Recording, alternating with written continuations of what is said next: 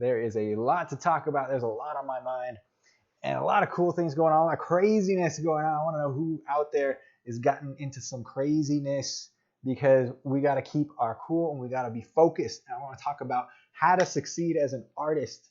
My friends, this is so important and you guys have to be able to know how to do this. And now I don't have all the answers, but I got a couple of tricks up my sleeve that hopefully you can use and you can take to improve yourself and get yourself better, especially with plenty of distractions out there going on, right? So I'm going to avoid a bunch of like the current events, and I want to talk about some of the things that are going to be pertinent to us, right? That's going to be pertinent to artists as a community and what we need to do to band together to succeed, right?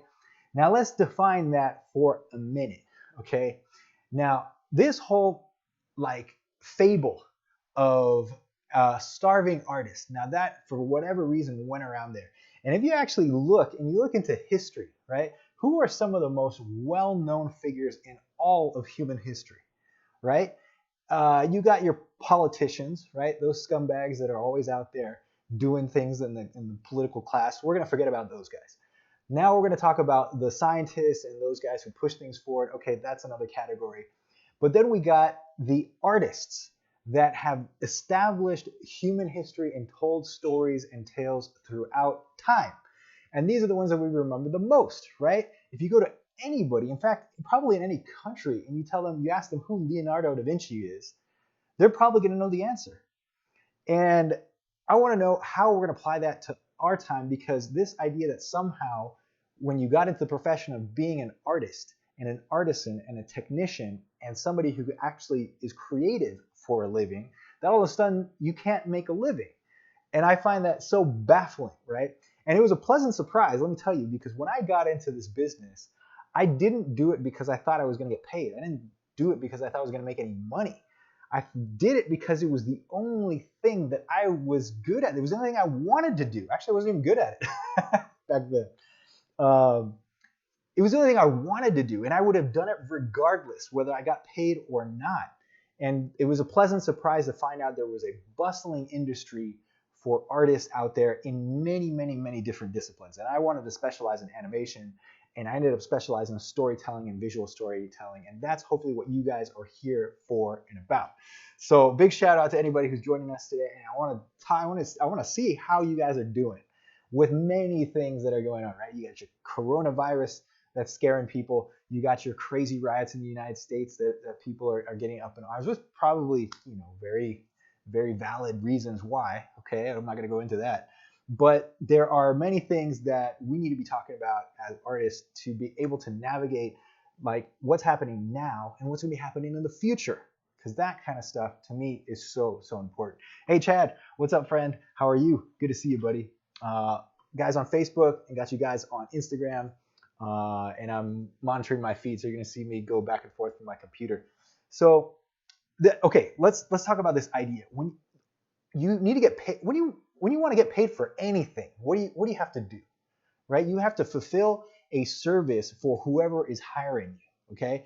And you got to do it well. And the guys who know me and have heard me talk about this, I really like this mindset of being a service provider and fulfilling a need and doing it so well that somebody remembers you for what you did and how you did it. And you did it so well and you fulfilled all of the requirements that they're going to remember you every single time you have to fulfill that need again. And by doing that, you're going to get compensated with money, right? Let's say, well, you can get compensated with anything, but let's say in this case you want money. It's how we get, it's how we live. That's how we make a living. Anybody does that, right? If you work at the grocery store, you do that. If you're a valet and you park cars, you do that. If you work front desk anywhere, you do that. If you work at a bank, you do that. All of that. It just goes. That's how we interchange as human beings with each other. We're sharing our services, and the other cool thing is we're actually being creative at doing it. So some jobs are more creative than others. This is the one. If you want to actually have fun and you want to enjoy what you're doing, you want to enjoy this storytelling process, this is where you come to do it. And I want to show you guys how to actually make a living doing it, right?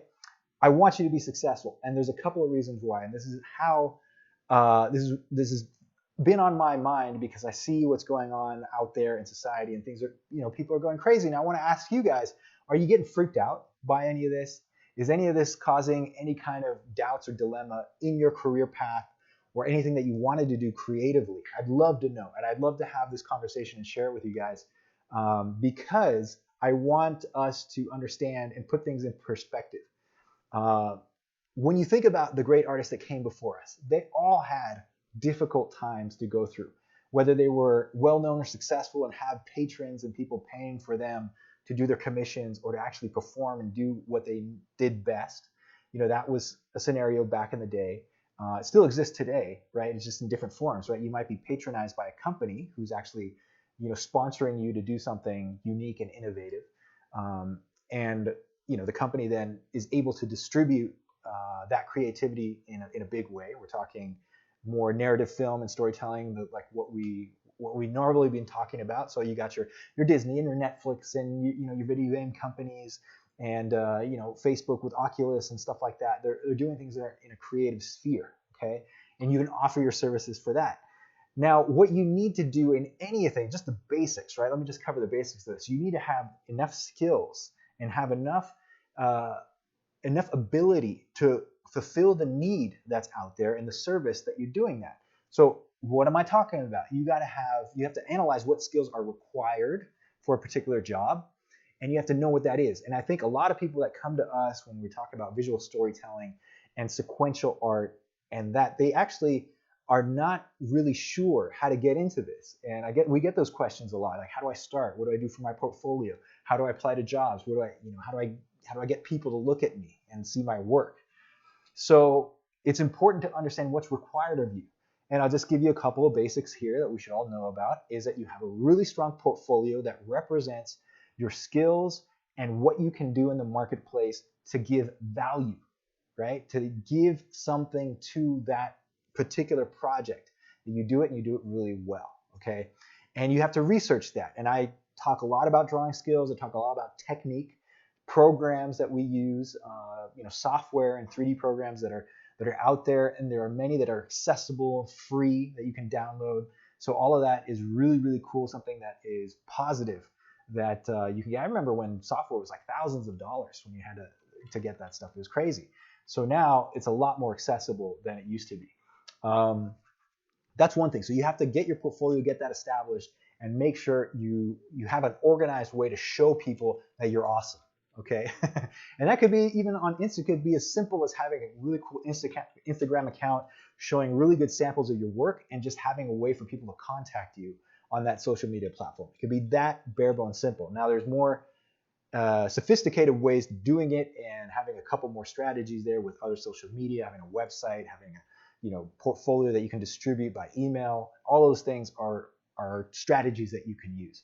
Okay, the other thing is you need a network of people that you're connected with that you can offer your services to. All right. Now, why am I talking about this, and why am I putting a little bit of emphasis now with whatever's going on in the industry and stuff?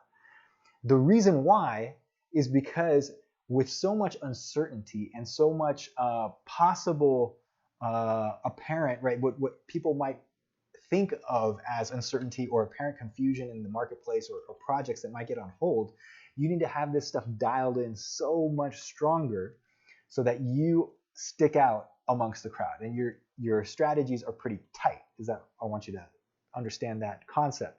And then you know your position in the marketplace and you can offer your services, and that is where you can turn on the creativity that you have inside of you. You can unleash, essentially. And the reason why is just like anybody.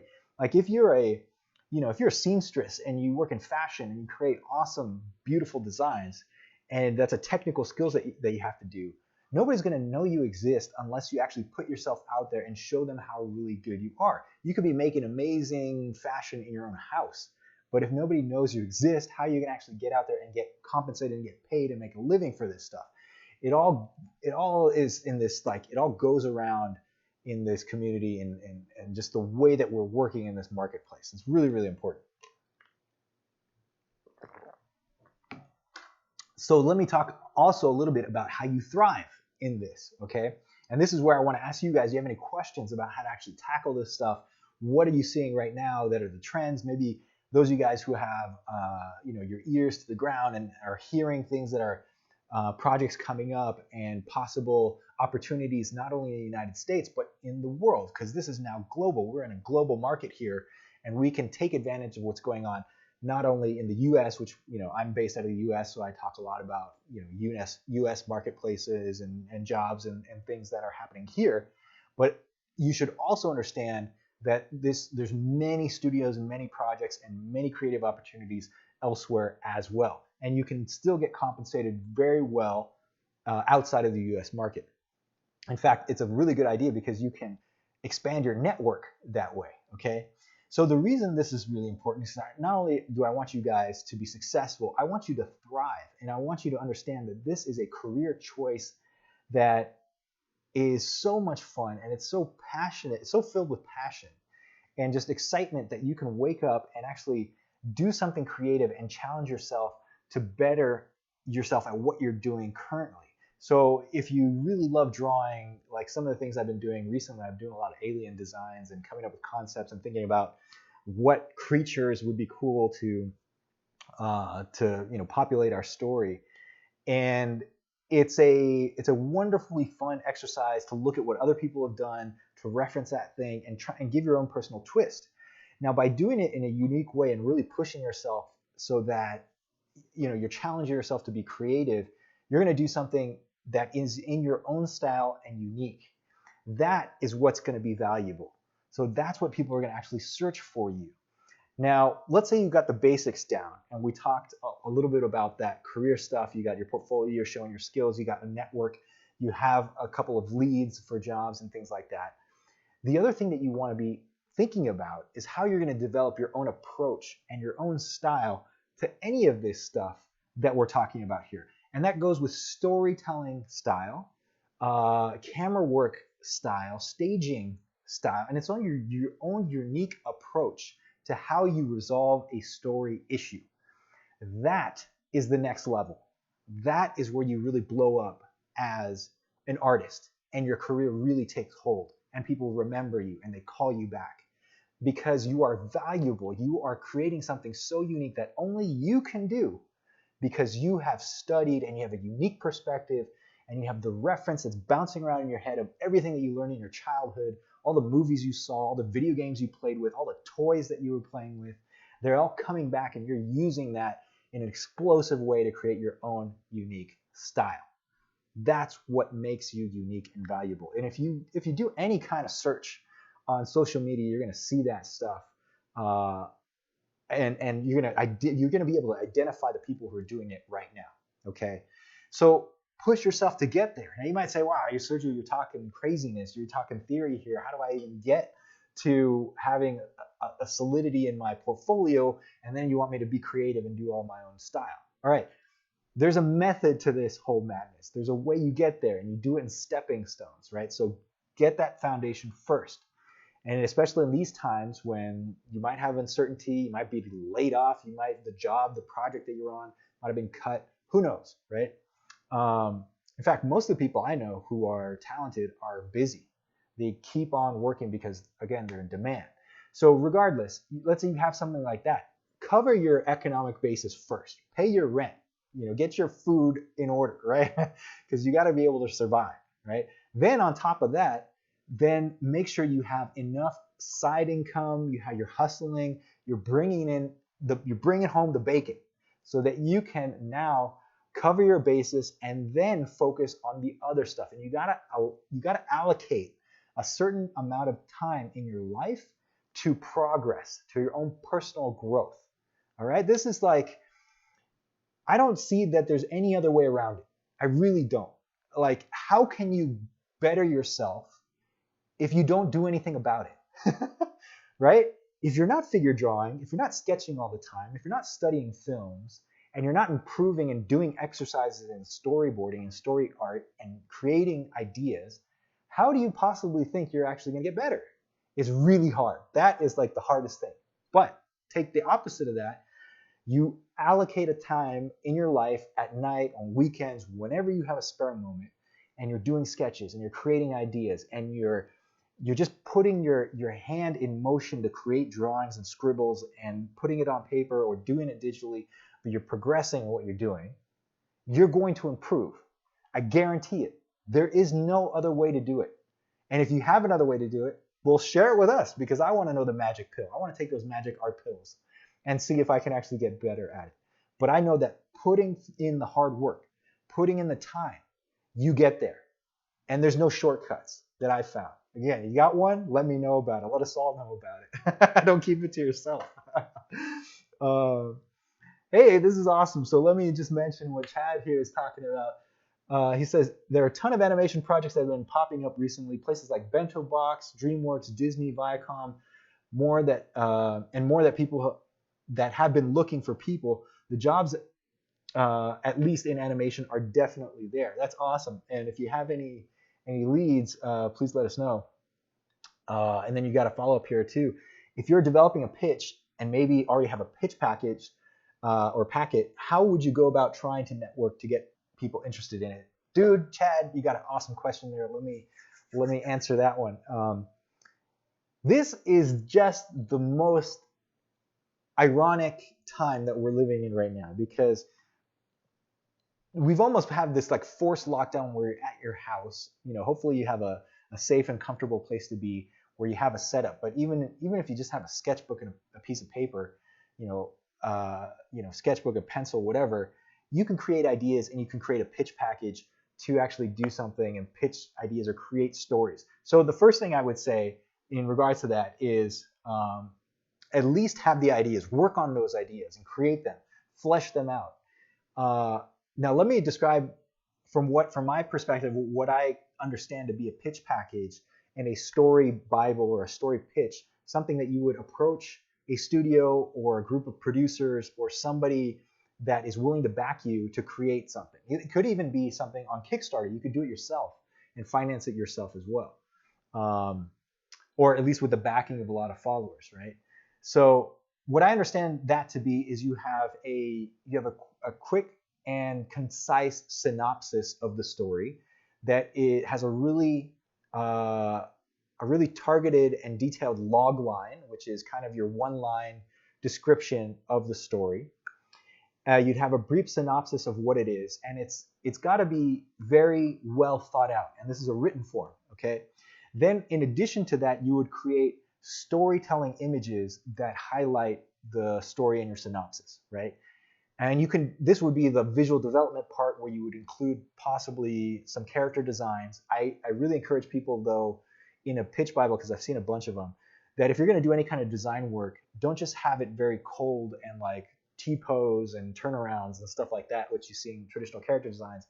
Put those characters into a story, into a location, and create it more illustrative and have storytelling images so that you can package these Bibles together. And it's probably, you don't want to have more in your deck, right? It's kind of a slide deck that you would put in there. You probably don't want to have more than 10 slides that are key moments in your story or that show the key turning points in either the act breaks or the climactic part of your story. And then you put that all together, and you might actually embellish it with some color or some really nice rendering, and then that's what you create your package. You put that into a PDF. You can easily email that to people, and don't worry about confidentiality stuff right now, legal paperwork. Really, I think that's overblown. What you want to do is establish a connection with somebody, and then if there's interest in what you're doing, you can essentially have these guys sign NDAs and stuff, but non-disclosure agreements. But it's really not that big a deal. So how do you actually go about and network to get people to pitch this? There's many different ways. One, you have to, at least the ones I know about, you got to hit up your own personal network. This is the reason why you should build up your own personal network. So friends, colleagues, former coworkers, anybody you know, let them know you're working on a story and you'd like them to see it. Okay, especially people who are possibly in a position where they could show this to somebody else who would be interested in that package, right? And then ask any producers or anybody in your network to take a look at your story and give you feedback, right? Make sure it's tight first. So that feedback will help you get it there and get it tight. Let's do it so awesome that if you look at it, you're going to get a lot of smiles and people interested in participate in that project. Hopefully that's the case. So after that, so that's your personal network you start with there. Then you're going to have to expand that and go into either like cold calling mode, which is essentially feeling out people. And the way to do this is really to kind of put a methodical list together of the production studios or the people involved in the production studios that would possibly be interested in a project like yours. Now, here you're going to have it's just a matter of like percentages, because you're probably going to have like 90% of people just reject you or turn you down or tell you no or not even respond at the beginning. But if that last 10% or 5% of people that you hit out on LinkedIn, or who is a distant contact, actually responds to your stuff and is interested in your project, you can actually sit down and have a conversation. At least that first conversation is where you want to begin.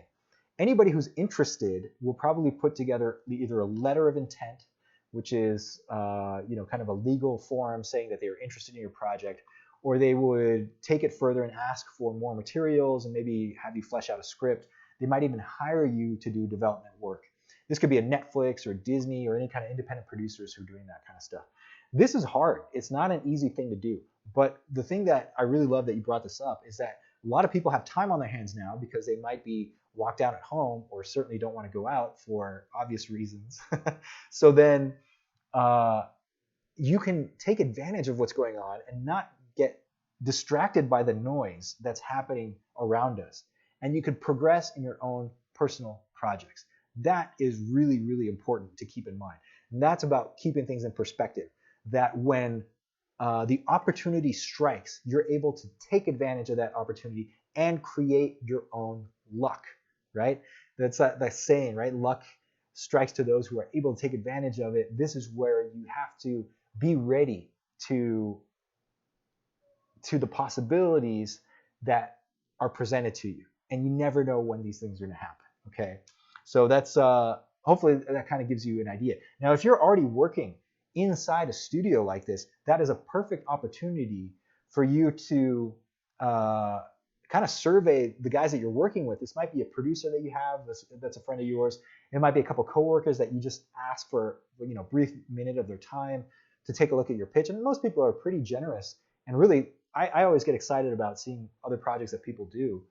And I remember a coworker, he showed me a sketchbook one time, and this was a story guy, and it was just this beautiful travel sketchbook with all these these illustrations that were like watercolor and pen and ink, and each page was like just a new story. And I was like, wow, man, these are so amazing. And he had stories that when he traveled to Asia, and he had other stories of in the 1920s in LA, and it was so cool, just his ideas and what he was doing there. And he's got a wealth of information just in his own idea sketchbook that he had, and kind of travel sketchbook there. He was always thinking, creating ideas. So that's where you want to be able to take that and package that and do something cool. So great question. Let me get to Little Seesaw Art here. Can you put a pitch Bible to a studio even if you're not working there? That's a little more complicated. That's a really good question too. Yes, you can do that. Now, there are ways to do that. It is not a good idea to blindly and cold solicit a studio like Disney, Warner Brothers, any of these giant places. They will return your work unread with a official legal letter saying, we have not read this. We have not even opened the letter. We haven't even opened the email or anything like that. It is returned unopened, unread. Please don't send anything else. And it's seriously, it's that detailed because because of legal reasons, they are not. They're not allowed. It's not a good idea to solicit outside ideas if you're not inside the studio, because you could get sued. And there's been many cases where people have claimed that a studio has stolen their work, and they get into this big legal battle. So studios are really protected of this stuff. Don't ever send a script to a studio unsolicited. Don't ever send pitch material or anything like that unsolicited. They won't look at it. That's not the way to do it. What you need to do is make a personal connection with somebody in the studio and have them request the material. So if they give you a flat out no, take that as a no. Like, don't be persistent in that down that road. There are many other roads that lead to the same opportunity that you want to get at. So if you don't work at the studio, what you have to do is contact people inside the studio, ask them if there is a submission process that the studio uses to take outside submissions. There probably, in many of the cases, there probably won't be, because they just will not accept outside submissions. You probably either have to be inside the studio, and even then it's difficult because they have their own process too, and you have to go through like the proper channels for them to and there's many reasons for this. There's legal reasons, which I just mentioned. There's also like organizational reasons, because if you just randomly accept ideas, it could get crazy to figure out which one's good and when you should use it and who did it. So there are certain times in most of these studios that they will open up a challenge or a pitch idea and solicit material from within the studio. So yeah, that makes even more sense. So you want to be inside the studio. That's why once you get your foot in the door, you want to make good connections, and you want to keep those connections really tight and really hot. Okay. Great question. So yeah, that's one of the reasons, that's one of the ways that you can take advantage of some of the time that we have here as artists and be able to create ideas and progress with your portfolio and with everything else that you're doing.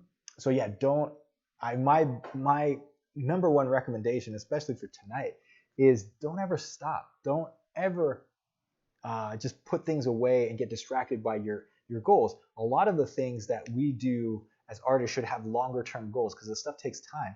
It should be a 1 year, 2 year, 3 year, 5 year plan that you have already in place, that you're taking the necessary steps to strategize these things. I'm not one of these guys that like haphazardly work on random stuff, and like my creativity strikes when I feel it, so that I'm just going to wander the earth until my creativity strikes. No, screw that. You actually have to have discipline about these things. And honestly, the reason I say that is because there's no successful artist I know who has this like wild and crazy, like creativity strikes kind of thing. The most successful artists that I know are ultra disciplined and just like crazy, like dedicated, hard workers to their own craft, because they do it because they love it, right? And that's what I want you guys to inspire you to be able to do some of that stuff. So that's okay. So that pitch package, that's a really good way to create ideas, and you should always have. I always recommend having some of those in your back pocket, and it's a form of speaking, right? So like if you're working at a studio and all of a sudden they come up and they ask for new ideas, then you have like 5 stories that you can already break out that have these story sketches and a log line and pitch package ready to go, so that you can take a look at it, and you might be able to adapt some of that to get it going. Now the idea there would be a couple of things. It's not just like do a pitch and then they're going to buy it from you.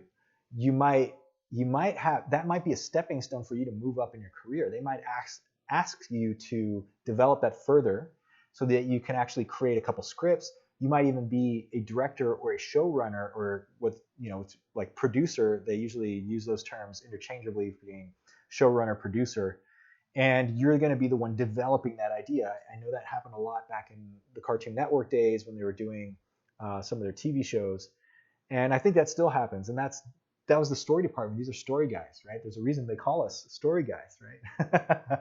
So that's one way to do it. And the other thing that you can do is, just if you have these ideas in your back pocket, if you're like laid off for whatever reason, you have some downtime, you can create your own graphic novel. You can create your animated short. You could figure out a way to turn that idea that you had and create something out of it. Make it into something that's going to be that you can pitch and show, and it's going to be a reality. You bring that thing to life. And that's one thing I think that we have in our court as artists, that we're able to execute and produce these things. And we should hopefully have the technical facility to do so. And also we'd have the excitement and that creative spark to do it. And even some of the most simple ideas have gone on to win awards and done some really cool things as short films or any variety of those things. And afterwards, you might get hired to do commercial work. You might get hired to work on a movie because of your independent personal project that you did. One of the guys has done a lot of talks for us, and we're real big fans of him, is Robert Valley. And if you guys have been following us for any amount of time, you'll know that he took some time off to do a personal film, and he got nominated for an Oscar. And it was a just fantastic movie that he created. And I saw many versions of it throughout the years as he was doing it. It was like in a graphic novel form. Then he created a mini animation out of it, and then he created his full film in this awesome, unique style. And I think that was the best movie that year. Not to take anything away for those that won that year, but hands down, that was the most emotionally impactful film. And it was like 48 minutes long that he animated himself, right? Now this is passion, man. This is somebody who is a storyteller and was able to execute on it. And of course, he had help with post production and music and distributing it and everything else. But he went all the way to the Oscars. That's how awesome that came out. And I know a couple. I'm in personal contact with people who are now Academy members, because if you get nominated for an Oscar, you automatically become an Academy member.